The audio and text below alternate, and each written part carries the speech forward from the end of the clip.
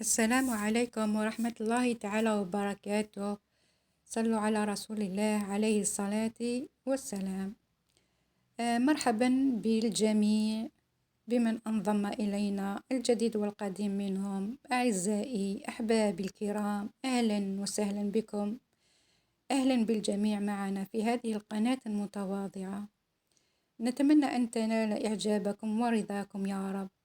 اليوم نقدم لكم هذا التراث الجزائري القديم والجديد في نفس الوقت. هذا التراث غني عن التعريف، موروث أبا عن جد منذ القدم، منذ الأزل.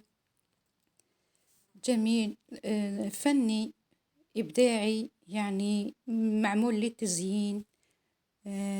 تراث يعني من أنامل أيادي جزائرية، نساء ورجال، نفتخر به ونعتز، ولابد أن نحافظ عليه من الزوال.